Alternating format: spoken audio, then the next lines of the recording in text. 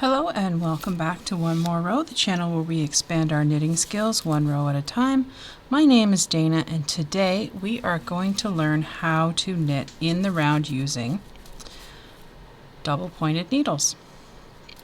So if that's a skill you're interested in learning or if you need a refresher, please stay tuned.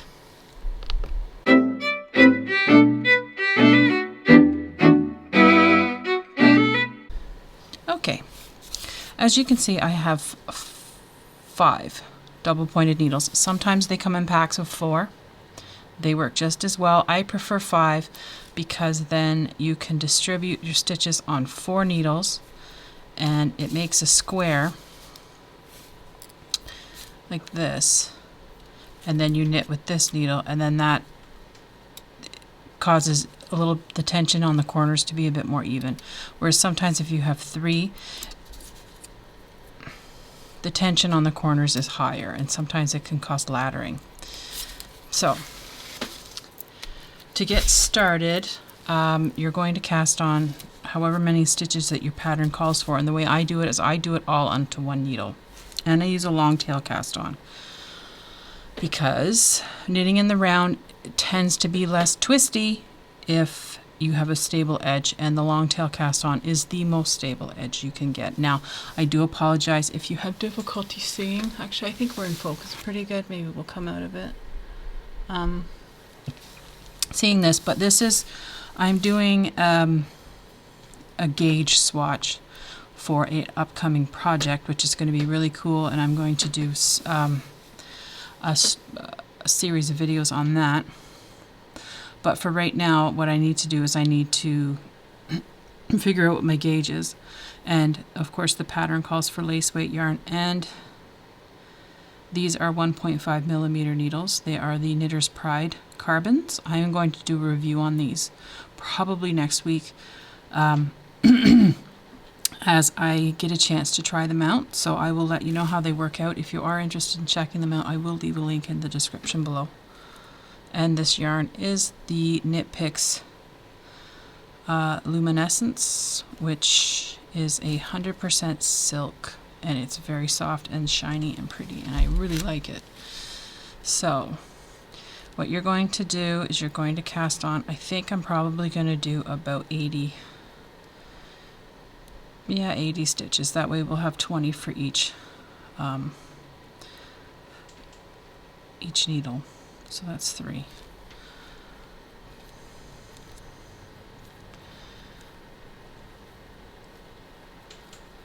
And if you're interested in knowing how to do a long tail cast on, I have a video about that, and I will put that in the corner.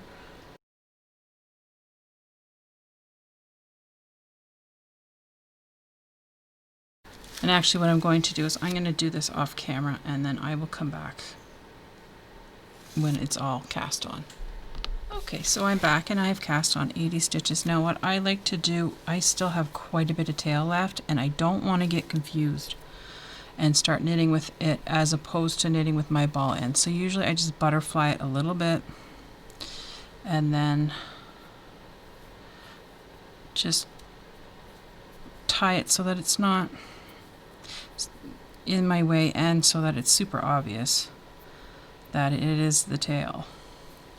That way I won't knit with it by accident. Now we have all our stitches on one needle, and the reason I do that is because it's hard to juggle more than one needle when you're casting on, and I prefer to do it this way just because it keeps it all on one needle. But what you do have to do if you're going to be knitting on 4 is you have to distribute the stitches evenly on every needle, and the way you do that is that you slip them purlwise. The reason you slip them purlwise is because that way your legs don't end up twisted, and then your first row as a consequence knits properly, so you won't have any twisted stitches. So we've got 80 stitches, so I need 20 on each needle.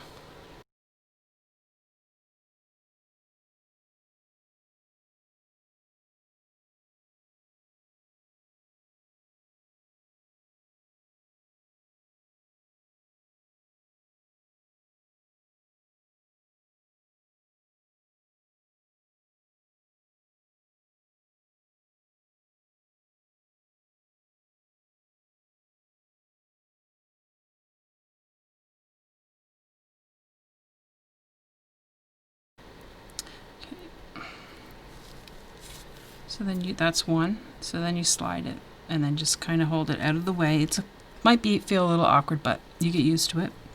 And then you're going to do the next one.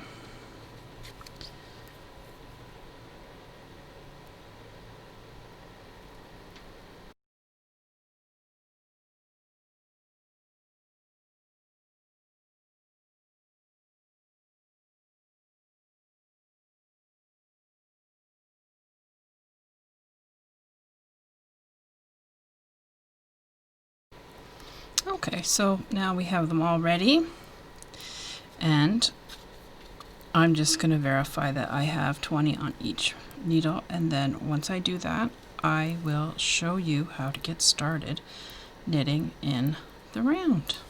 Okay, so we have all our stitches. They're all distributed on 4 needles, and then now we're getting ready to knit.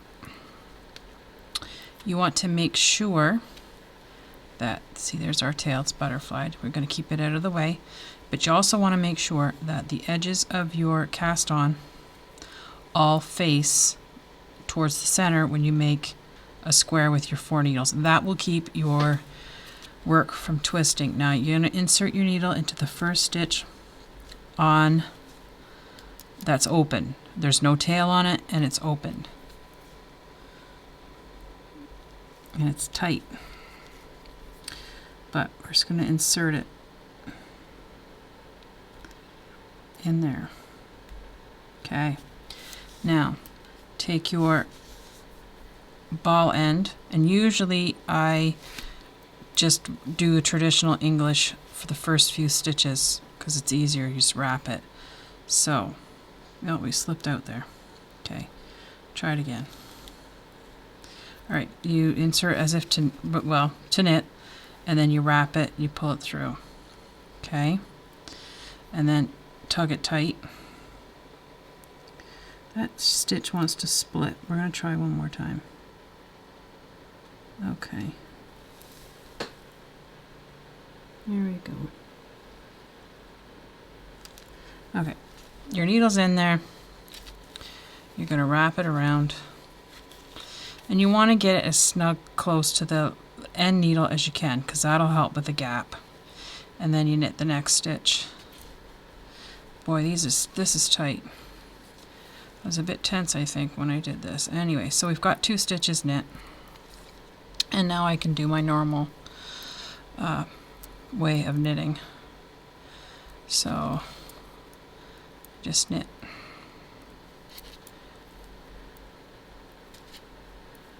Okay.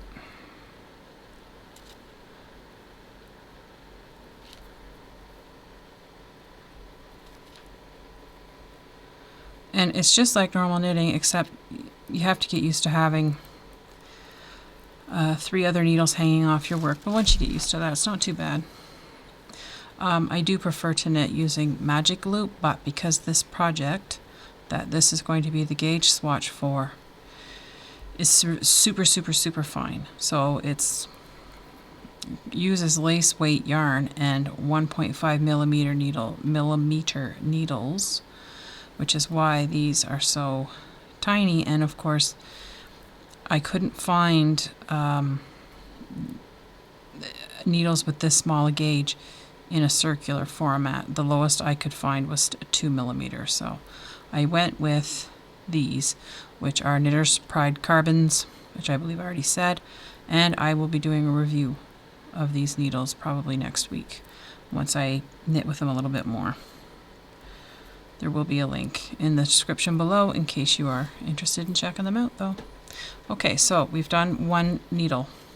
So then you go to your next one, and it's probably a good habit to get into to make sure every time you turn your needles to make sure that there's no twist, that everything is still, you're still square, and that it's still, the edge is still pointing into the center. So then you scoot everything down, insert your needle, and carry on. And you do that for the remaining 3 needles. Okay. And I will more than likely speed this up, and so that you can see the full knitting on all 4 needles, but there's really nothing much to it once you get used to that part. It's the first 2 stitches usually when you're first starting. The very first row are the ones that are the hardest to do, but after that it goes pretty good. So just like this.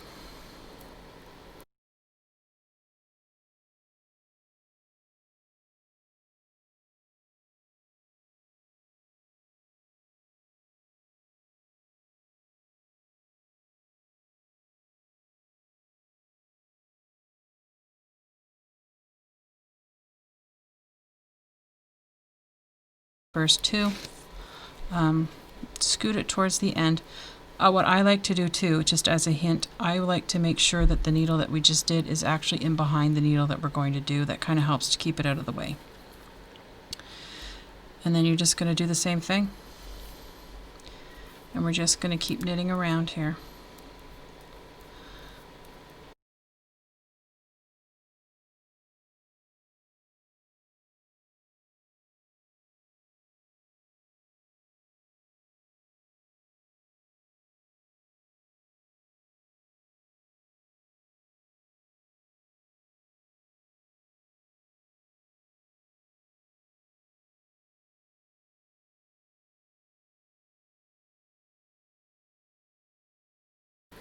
Okay, and then on the last needle, it's just the same thing.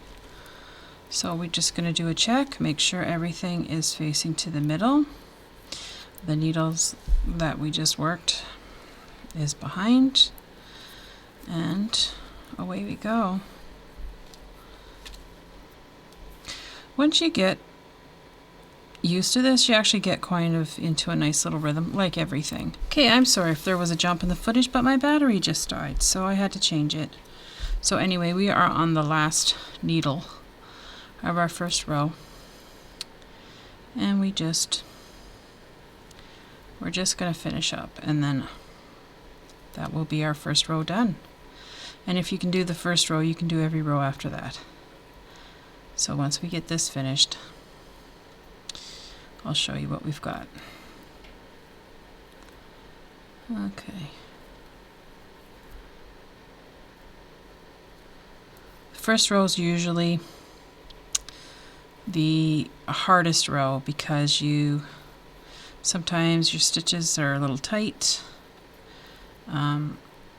And I find the needles behave better once there's more fabric on them, because they kind of straighten out. The fabric helps hold the needles in place, and it gives a little bit more weight to it. But there we go. That's it. Now you will notice there is a bit of a gap. That disappears as you get going. Okay.